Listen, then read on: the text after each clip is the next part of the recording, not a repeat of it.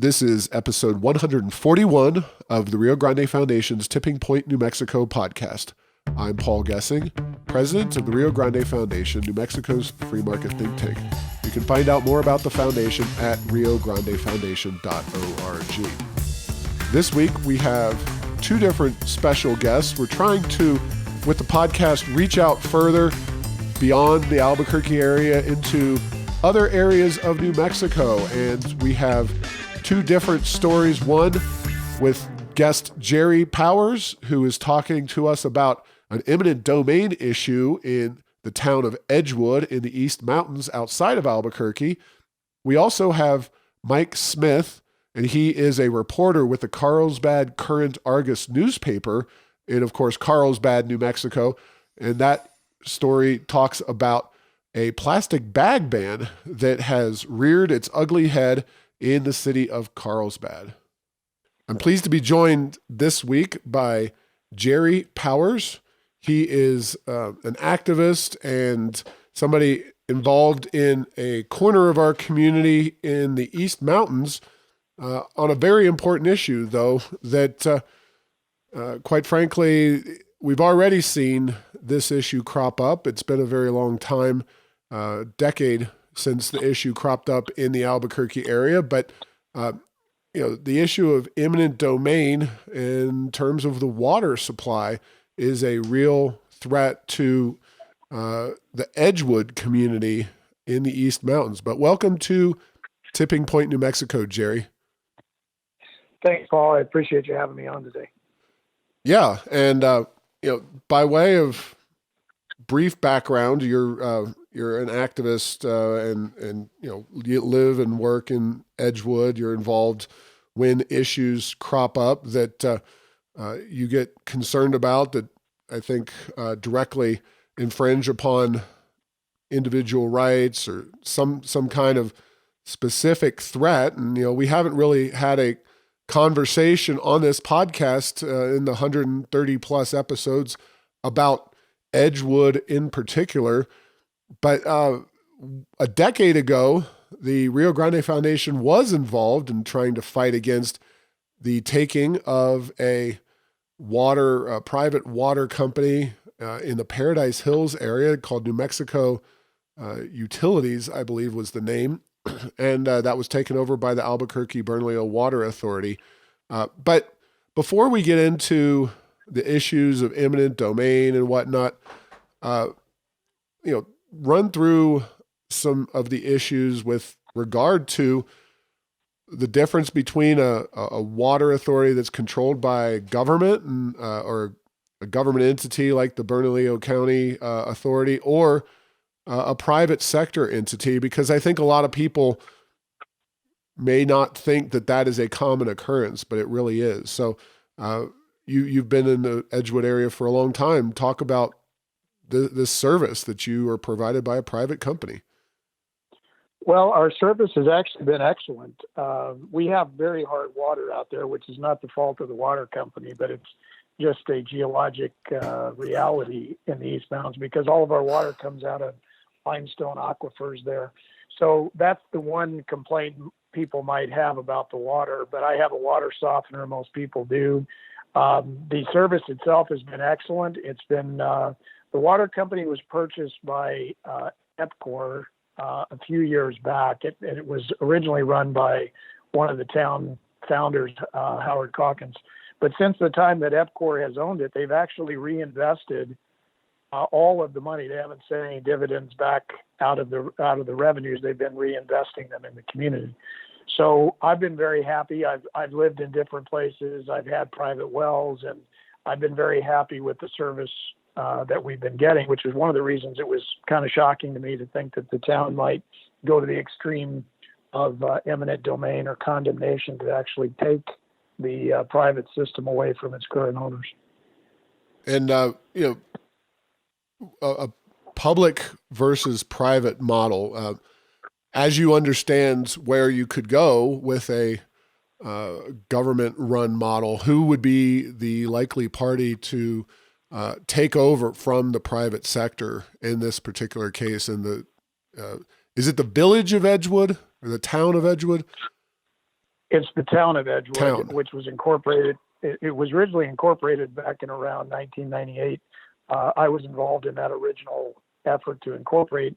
And really the reason was to get out from under Santa Fe County's jurisdiction, because we couldn't really have any, the zoning was so oppressive for rural areas like ours that we couldn't have the normal things like stores and not even a grocery store. We had gas stations. So that was a big move. It took a lot of work, and it was a good thing. But now the town of Edgewood has recently changed, in terms of the mayor and the council, and they have been really high on this idea of taking over the town water system. The model that I think comes closest to, and what I'm most concerned about, is right in our backyard is El Dorado, just outside of Santa Fe, which has the highest water rates in the state. And one of the reasons being is because they actually went through this condemnation of their local water company. They formed a water utility district and actually instituted eminent domain. And what happens, as you probably know, but what happens is they file a legal action, and it costs millions of dollars in legal fees alone that finally get passed on to the water rate users or taxpayers. And the local authority was doing a pretty good job, that people thought that there was some reason that they should take over and do it through a public entity. So it would be the town of Edgewood in this case. And we've been kind of looking at El Dorado as a model for what might happen. So their rates are about double what ours are. And one of the biggest differences between private company operating a water system and the public is that there's no PRC or Public Regulation Commission protection in terms of rates for a publicly owned entity when it's owned by a governmental entity, as there is in the private sector. We've actually been protected for years under the PRC. We filed an intervention and one action just to make sure that we had representation in the town. But the PRC's done a tremendous job of making sure that the ratepayers are not gouged. And El Dorado doesn't have that protection any longer because they're owned by a quasi-governmental entity now. And their rates have shot through the roof. And when they've told me, some of the local people that I know and have talked to that went through the whole process have said that when a mistake is made by the local operator, now the governmental entity, rather than having to justify that through the PRC process as to why they should be able to raise the rates, was the money spent appropriately? Did it benefit the ratepayers? There's no oversight at all. And so they just combined it into higher rates. So eminent domain is a near and dear topic to the hearts of us at the Rio Grande Foundation. We've been involved in issue of eminent domain since, the Kelo decision. I myself was not involved in Rio Grande Foundation back when the Kelo decision came down from the U.S. Supreme Court. I think that was 2003 or 4 when that happened. But eminent domain, it's set up by the U.S. Constitution. Now, it specifically applies to private property taken for public use without just compensation. It's pretty vague. Of course, that eminent domain law that passed in New Mexico, with the Rio Grande Foundation taking part in that effort, had to do with a person's property, person's home being taken by the government for a new business or something else. That's what happened to Suzette Kelo. Now, this kind of all flies out the window in the area of water utilities. Do you have you heard any justifications for why they feel that this is the right tool at the time? Why don't they just buy the water authority from this company if the city or the town of Edgewood is so confident that they can do a better job with it? Well, that's a good question. They sent a letter out in May of last year indicating their interest in either buying or if they're not willing to sell or can't reach agreement on a price, to condemn the system. And EPCOR at this point has said that they're not really interested in selling the utility. So it would have to be done then, if at all, through condemnation. But we're trying to figure out, why is the risk of of heavier legal fees and all of the additional costs involved. Why is that good for Edgewood? What is the risk benefit ratio? And we can't really find any. The town has said fluffy kind of concepts like we can control our own destiny, which really means nothing because it depends on what you think that destiny ought to be. When they talked about improving water quality, which, like I said, it's very hard water, but their own engineering report that recently came out, they hired an engineering study on the feasibility of the takeover of the system. And the engineers themselves said that it's not feasible cost-wise in order to do it. It would cost something on the order of $8 million to treat the water and get it to be softer water. So we that's one of the problems is the government has been so closed in Edgewood, and the more that we've cast an eye on them, we have a website called Eye on Edgewood, which is exactly that. We have gone to videotaping and live broadcasting the meetings because the town has shrunk their open process to something near total closure now as we have, started scrutinizing more of what's happening and asking questions that they don't want to answer. So now that the minutes of the meeting, they just come out with some new rules that any public speaker from a member of the public is not going to be, their name is not going to appear in the minutes. So they're basically anonymizing anybody who has any comment from the public with regard to what the town is doing. There's no good reason I can see for any of this. That's one of the reasons why we have, actually got involved in this and are trying to get word out to the public, because the town of Edgewood is doing everything it can to keep this from getting out.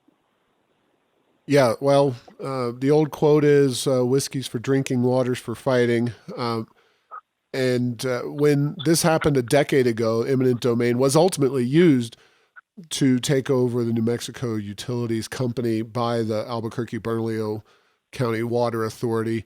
One of the issues, they didn't have so much a quality issue at the time, as I understood it. It was more of a supply issue that the Water Authority wanted to control that particular area. Paradise Hills is the area. It's on the west side. It's prior to the development of most of the west side of Albuquerque. It's unincorporated Bernalillo County, but the Water Authority likes to think of itself as essentially controlling the water supply of this middle Rio Grande corridor here, city of Albuquerque and beyond.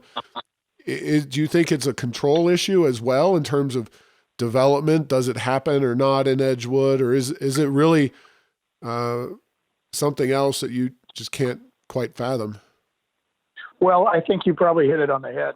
Given the whole picture, and paying attention to what's been happening with the town and the other things they're doing, they've recently come out with a new zoning ordinance, which the town professes to be business friendly, but most of the actions they're taking, having been in business most of my life, I know that what business wants is certainty. They don't like uncertainty. There's enough risk in business. And what they've done is they've taken the certainty out of the zoning ordinance by moving items that are currently allowed under commercial zoning into a special zone that is now conditional use, meaning you don't have an automatic right. There are no rights under the commercial zoning within that district. And it's created a lot of uncertainty, and it's all about control. They want an application by application process where a person decides or committee decides whether somebody's going to get zoning or not. So that seems to be the direction that the town is heading, is more micromanagement, which is not something that we are akin to, because we believe that the citizens can do the best on their own when they're allowed to make their own decisions, and when there is some certainty of process, and people get treated more fairly, I think, when there's a certainty of process and it's not made on a case-by-case basis. Now, Edgewood's a small place within the grand scheme of New Mexico or even the Albuquerque metro. And I haven't seen any other media coverage of this. I know you recorded a podcast. There's a look at city of Edgewood or town of Edgewood, I'm sorry, politics, and you're trying to spread the word, but this is all coming together fairly quickly and without a lot of attention. Are you working with media outlets, trying to spread the word, publishing op-eds in the Albuquerque Journal, trying to get the message out? Because in this spread out state with so many issues going on all over the state, a lot of people aren't really going to be focused on Edgewood. But I wanted to get you on to talk about it because eminent domain is such a critical issue when it comes to overall property rights that we all hold dear. Well, I appreciate that. We are trying to get the word out. This is one avenue. I appreciate you letting me come on today to talk about it. And we have sent letters to the editor now with the Journal. We tried with the local newspaper. We only have one now, which is the Independent. And I had a face-to-face with the editor and asked her if she would run it. And she said that she believed that it was a dead issue since there had been nothing come out for the last year about it in these public meetings, that she thought it was dead. But all that's been happening in executive session, closed sessions where they meet in private. So at one of the last meetings, I asked for an update. One of the counselors actually supported my request for an update. And the mayor was fairly hostile. It's on one of our podcasts where we recorded the live broadcast. People can see it for themselves at ionedgewood.com. But we are trying to get the word out. The local newspaper does not want to publish anything about it. That's one of the problems we've had with it. Yeah. So any other avenues where people can find out more about this particular issue? I would invite you and your colleagues at the Edgewood Village opposing this to submit something to our blog and post a story there that we would love to have that kind of information exposed, because it's important. This is a very core property rights issue. Yes, it's a private company, but government getting involved in taking private assets away from those doing business or living in their community is not a good precedent. It's a abuse of government power for what I think is a very bad reason or no reason at all. I mean, historically, when I was growing up and I'd heard about eminent domain, the only time I heard about it was when it was related to something that was fairly critical, like a road or a pipeline or something that was really needed, or in the case of public defense. But as you know, it's become kind of crazy that the government is now using it for means that don't seem necessary to the public. And the problem is, in doing the research about condemnation on water utilities in the United States, they have a horrible track record. The estimates are usually 50% of what the cost actually ends up being.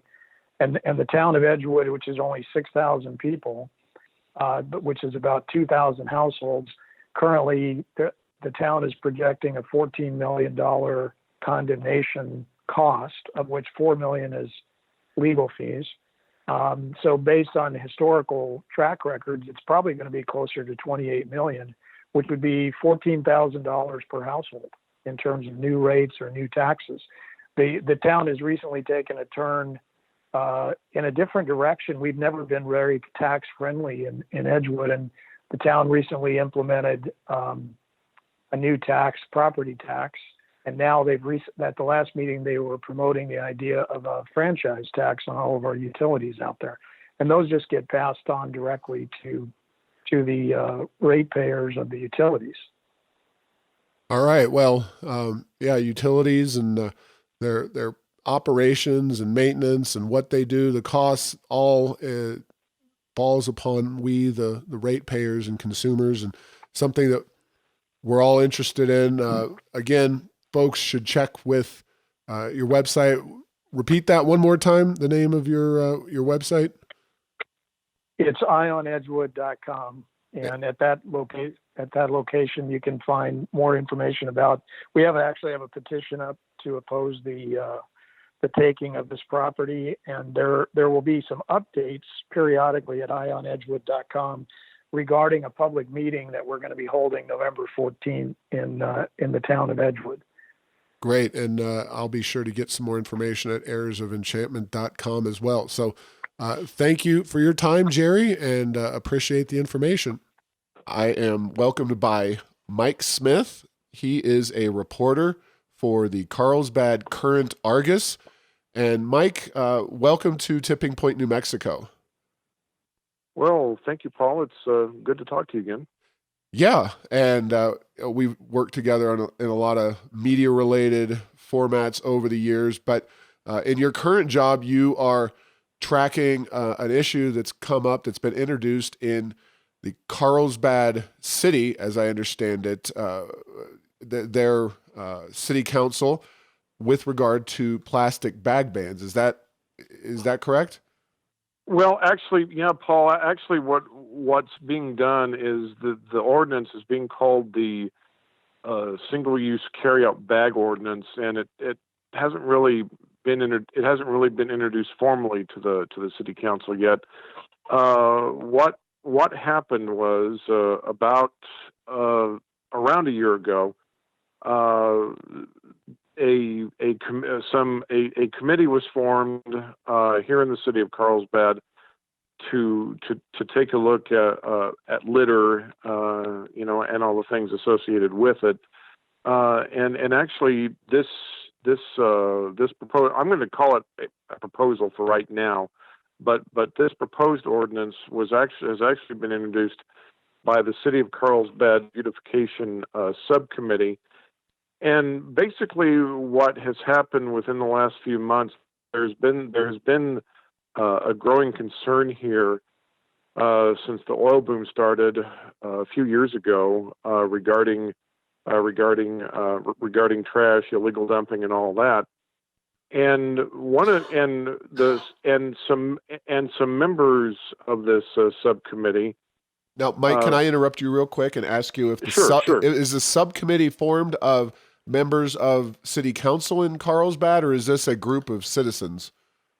It's a group of citizens that have been appointed by the mayor. So I don't believe there are any city councilors on it. Don't hold me to that, but I believe this is just made up of citizens. The chairman of it is Dave Sepich. Dave, of course, owns Springtime Cleaning here in Carlsbad, and if the Sepich name sounds familiar, I'm not going to go into the whole detail on this, but about a decade or so ago, he had a daughter. He and his wife had a daughter that was murdered in Las Cruces, and the Cadiz law that was passed. Oh gosh, I don't know when it was passed by the legislature. It's been years ago since it was passed by the legislature. That law is actually named for their late daughter.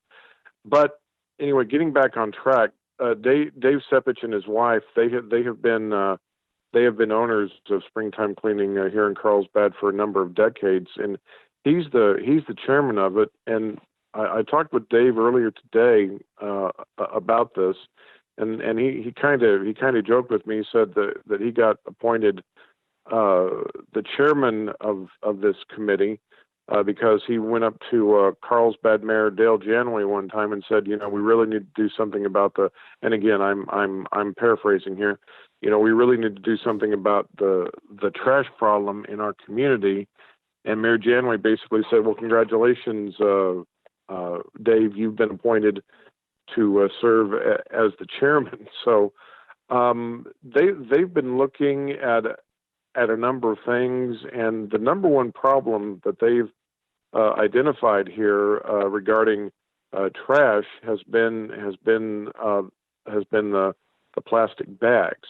I live in Artesia. I make the commute here every day, and I can tell you firsthand, just on the drive from US 285, Artesia is about 40 miles from here. Every time, the last year or so that I have been working here in Carlsbad, I've always noticed the trash bags always, blow along the side of fences.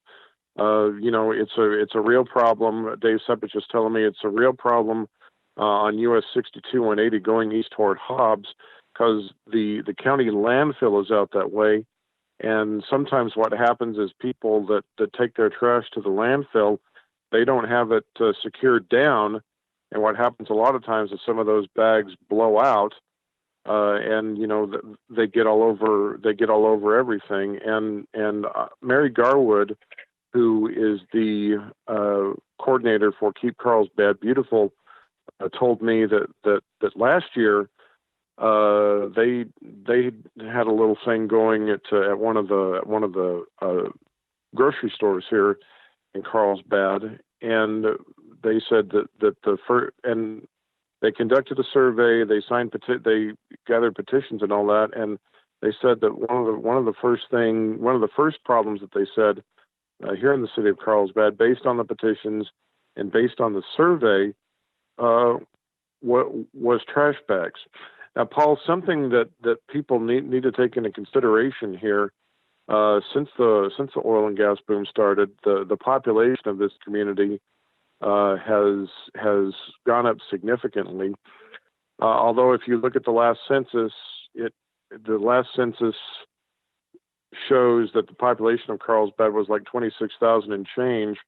That was from a few years ago. But right now, they are estimating that the population down here in Carlsbad could be anywhere, could be close to 100,000 people. But the thing about that is the majority of those people that have moved in here, they're not permanent residents of here. What they do is, because of the oil and gas industry, they will come in, they'll work maybe a couple weeks, then they'll go back to where they live, back to where their permanent residency is.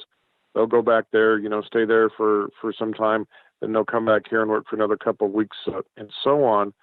And what's interesting in just talking to both Dave and Mary today is that a lot of the Carlsbad natives, people that have lived here for several generations, they understand, the concept of keeping the community beautiful and keeping the community litter free and all that. But the people that the transient population here, if you will, and I don't mean transient as in what people may think of the standard definition of transient, but the people that do come in here, they may not have the vested interest, if you will, of keeping the community clean, unlike the natives here. So, that this thing right now really is just in the talking stages and all that. The city council, before they officially vote on it, they want the legal department to look it over, and I know that the subcommittee is still doing some work on it. So this thing is, from right now, from what I can tell, is pretty much still in the talking stages. I'm sure it'll be a few months before the city council acts on it and votes on it. Well, thanks, Mike, and that's very good to know and hear. We'll certainly be working on this, and of course, for those folks in Carlsbad or who care about this online, you are writing a story. I was quoted in part of it, or at least I assume I'll be quoted in part of it. Yes, you will. For the current Argus, your employer in paper. Tell us quickly about that. But I do have a few more questions. So when will that story come out? Well, I've still got a couple more people to talk to. I've talked with you.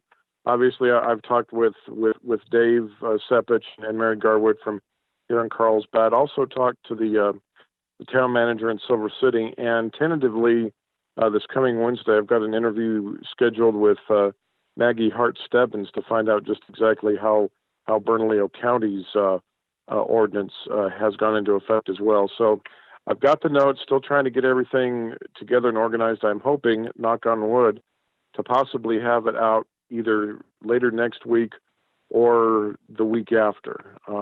Like I say, when you're doing something like this, so there's a lot of research involved. It's kind of like piecing a jigsaw puzzle together. I've got a few pieces that are in place, but I'm just waiting to find the other pieces so they can match up and everything else. Sounds good. And as I read it, the Carlsbad draft version of this bag ban would be pretty darn aggressive, much more similar to Bernalillo County in their bag ban, which includes grocery stores as well as restaurants. Now, I didn't see anything about straws or containers like clamshell containers for carryout orders, but definitely more inclusive than even the city of Albuquerque, which passed a bag ban that does not include, it was pulled out, the clamshell containers as well as the straws, and even plastic bags from restaurants were pulled out thanks to the heroic work of Carol White and the New Mexico Restaurant Association. So a lot of different flavors going on here. It sounds like this is still in the talking stages, and I see, some of the issues there with litter and, cleanliness of your town and some of the challenges when the population tends to be coming and going, and probably a lot of young-ish men and folks who are doing that kind of work out in the oil field. But this doesn't strike me as the right policy, and hopefully we'll get the city council and the citizens of Carlsbad to realize that. That's of course the Rio Grande Foundation perspective and what we'll be working on. I appreciate your coming on the show today and sharing your perspective on an issue and reporting on an issue of importance to folks in New Mexico, especially far southeast New Mexico, Carlsbad area. Any other? Oh, no problem, Paul. Any other points on this that I may have missed in our conversation here, Mike? Well, something that Dave Sepich pointed out. We've got a lot of the economy here is very diverse. Oil and gas is the major driving factor here, but you've also got other parts of the puzzle, like you've got tourism with Carlsbad Caverns National Park and Guadalupe Mountains National Park, which are about 40 to 60 odd miles from here. You've also got potash mines to the east of here. You've also got the waste isolation pilot plant, and of course, you've also got agriculture. So there's a very very diverse economy here. But one thing that Dave Sepich told me about that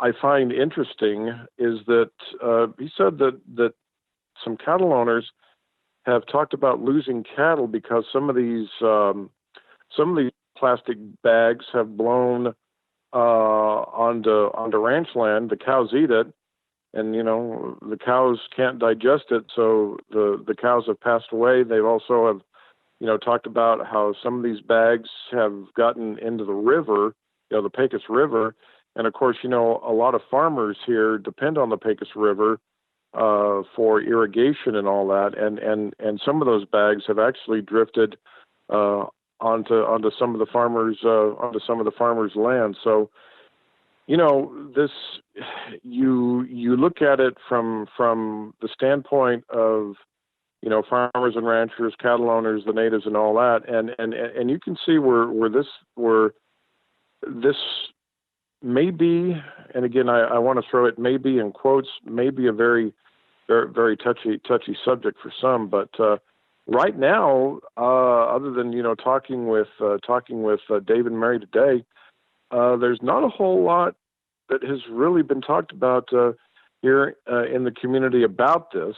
So I think as time gets closer, and as it gets out of the draft stage and into and the wheels start moving, if you will, I kind of equate this to building a car. They're trying to get everything built, trying to get everything on, then they're going to, take it out for the test run and all that. I really think that as time gets closer to the city council to look at this and their hearings and meetings and all that, it's going to be interesting to see what the community reaction is going to be. But right now, there's not a whole lot that's really been said about it. All right. Well, we'll be tracking it, and thanks for getting us up to speed and our listeners. Cows and ingesting plastic bags, first and foremost, I'm sure it could be dangerous. Secondly, I'd like to see some actual evidence and studies for that, but that's a different day and a different podcast. It seems like that's plausible, but also questionable, and we'll just have to find out together. So thank you, Mike Smith. How do people find out, go to the Carlsbad Current Argus and find your reporting? Well, they can do one of two things. If they live in Carlsbad proper, the paper is published Tuesday through Sunday. It's not published on Monday. They can go to any place here in Carlsbad where they see the newspaper racks. People can also go online to currentargus.com, and they can get more information on there. They can also follow us on Facebook, and they can also follow us on Twitter too. All right. Thanks for your time again, Mike. No problem, Paul. Thank you. Thanks for listening to this week's podcast. Make sure to get the latest edition of Tipping Point, New Mexico by subscribing at Apple Podcasts, Stitcher, and Spotify. You can post or comment on this and other episodes on Facebook and Twitter, and tell Google Home to play Tipping Point, New Mexico. Thanks to Path 3 Marketing for producing this show.